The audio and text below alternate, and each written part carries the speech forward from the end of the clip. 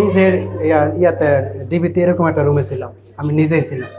শেখ হাসিনা তার ক্ষমতা টিকিয়ে রাখার জন্য এমন কোনো সিদ্ধান্ত নেই যেটি তিনি গ্রহণ করেননি। ঠিক তেমনি ভাবে তার মতের বিরুদ্ধে গেলে তাদেরকে করা হতো গুম, রাখা হতো এমন এক নির্মম নির্জন বন্দিশালায় যেখানে মানুষ কিভাবে বাঁচতে পারে। আজ সেটাই দেখাবো, যেটা আজ জুলাই গণঅভ্যুত্থান জাদুঘরে স্থাপিত করা হয়েছে স্থির চিত্র হিসেবে। দেশে শেখ হাসিনার আমলে শেখ হাসিনা 500 থেকে 700টি আয়নাঘর তৈরি করে এবং সেখানে রাখা হতো তার বিরুদ্ধে যারা কথা বলতো এবং বিশিষ্টজন যারা ছিল, যারা তার বিরুদ্ধে কথা বলতো। আজ যা দেখবো যে সেই জাদুঘরে সেই আয়নাঘরগুলো কেমন ছিল। আমরা ঢোকার সাথে সাথে দেখতেই পাচ্ছেন যে এখানে অনেকগুলো যে ঘর তৈরি করা রয়েছে এবং রুম রয়েছে, যেখানে আপনি প্রবেশ করলে আসলে আমি দাঁড়ালে 2 হাত ভালোভাবে উঁচু করা যায় না। এমনকি আপনি যদি বেঁচে থাকতে চান তাহলে অবশ্যই আপনার পায়চারি করতে হবে, অর্থাৎ হাঁটতে হবে। কিন্তু এখানে যে অবস্থা, যে রুমের যে প্রশস্ত এবং দৈর্ঘ্য, সেখানে কিন্তু আপনি হাঁটতে পারবেন না, আপনাকে এখানে বসে কাটাতে হবে।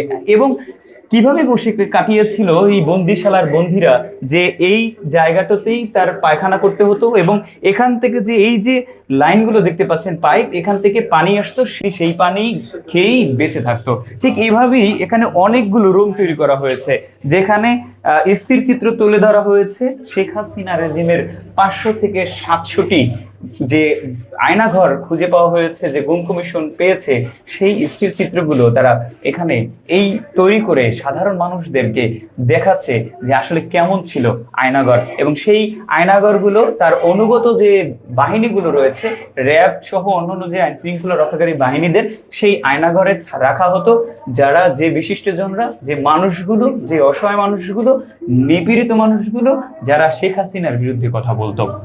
এটা বলার মতন আর কিছু ভাষা নাই ভাইয়া। কারণ শেখ হাসিনা যা করছে নিরীহ মানুষরে, এই র্যাব পুলিশ দিয়া, এই গোয়েন্দা বাহিনীরা দইরা এই আয়নাঘরকে বছর করে রাইখা মানুষকে এমন নির্যাতন করছে, আল্লাহ যাতে তার বিচার এই দুনিয়ার মাটিতে কইরা নেয়, আমরা এই প্রত্যাশা করি। এই যে এইরকম কোন সরকার যেন আইসা আর আয়নাঘর কোনো জনগণের দিন লেগে তৈরি না করে। আমরা জনগণের সরকার চাই, আমরা জনগণের সরকার যাতে আমাদের জনগণের সুরক্ষিত করে রাখে, এই আমাদের প্রত্যাশা। সঙ্গে আমি নিজের ইয়াতে ডিবিতে এরকম একটা রুমে ছিলাম, আমি নিজেই ছিলাম, প্রায় 19 দিনের মতো ছিলাম। 19 দিন কিভাবে কাটিয়েছে? খুব ভয়ঙ্কর, মানে ভিতরে যে কখন রাত কখন বাইরে কিছু বোঝা যায় না। শুধু শোনা যায় যে আজান দেয়, আর মাঝে মাঝে হুন্ডের গাড়ি এটা ছাড়া আর কিছু, মানে বাইরে রাত না দিন কয়টা বাজে কি কোনো জানার ব্যবস্থা নাই। এমন ভাবে কি আসলে মানুষ বাঁচতে পারতো? এই ছিল শেখ হাসিনার গণতন্ত্রের ধারাবাহিকতা।